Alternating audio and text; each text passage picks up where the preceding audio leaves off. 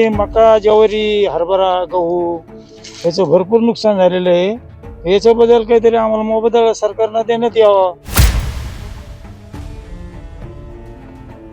उद्ध्वस्त झालेली पिकं आणि उद्ध्वस्त झालेले स्वप्न शेतकऱ्यांच्या पुढे निसर्गाने काय मांडून ठेवलं हे प्रात्यक्षिक आपल्याला जालना जिल्ह्याच्या घनसावंगी तालुक्यातल्या गाडेसावरगाव या गावात पाहायला भेटतं. या शेतामध्ये मका आणि ज्वारी अक्षरशः आडवी झालेली आहे, झोपलेली आहे. आपण पाहू शकतो हे हे मक्याचं कणीस आपण पाहू शकतो.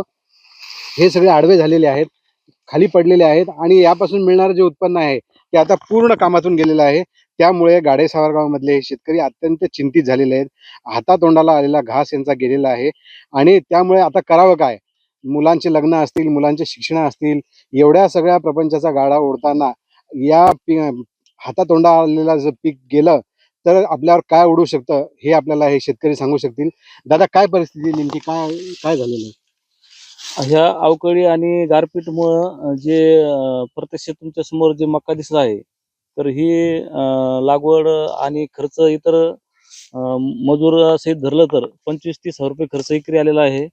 पण जो आता तोंडाशी आलेला घास आहे, हा गारपीट आणि वाऱ्याच्या याच्यामुळं जमीनदोस्त झालेला आहे. पण जे अपेक्षित उत्पन्न आहे, ते आता हे मिळू शकणार नाही. पण जे आम्ही शेतकरी वर्ग आहे, हा विमा काढतो. तर त्यामार्फत नाही तर मग शासनाचा जो निधी आहे, त्यामार्फत आम्हाला अपेक्षेप्रमाणे याचा मोबदला भेटावा, हीच आम्हाला अपेक्षा राहील. या पिकांच्या भरोश्यावर तुमचे आर्थिक नियोजन असतात, मुलांचे लग्न असतात, मुलींचे लग्न असतात, मुलांचं शिक्षण असतं, घरदाराचं बांधकाम असतं, दवाखाना असतो. याच्यावर काय परिणाम होणार आहे आता?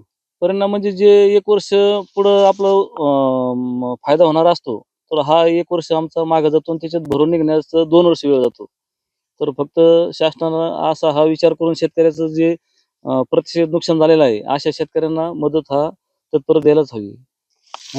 काका, काय सांगणार आपण की आता नेमकं हे काय नुकसान, कुठलं नुकसान झालं तुमच्या पिकाचं? नेमकं म्हणजे मका, ज्वारी, हरभरा, गहू याचं भरपूर नुकसान झालेलं आहे.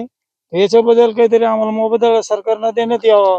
काय परिस्थिती होती नेमकी? कशी परिस्थिती म्हणजे आता हे खराब परिस्थिती, गारपीट झालंय, हे झालंय, पुन्हा आता घर संसार, हे सगळं खर्चा, हे लग्न कार्य, शाळा, मुलं शिक्षण, ट्युशनचे फे, आता हे सगळं 1 वर्षाचं दुसरा की आपला वर्ष लागत, काहीतरी मिळावं याच्यात आम्हाला सरकारने द्यावं.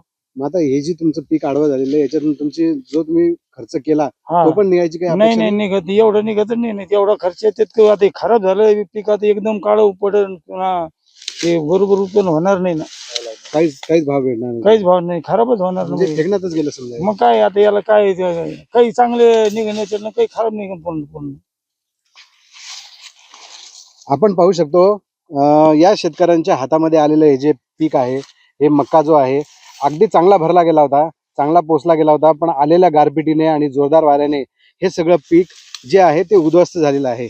त्यामुळे आलेलं चांगलं पीक उद्ध्वस्त आणि त्याबरोबर शेतकऱ्यांची स्वप्नही उद्ध्वस्त झालेली आहेत.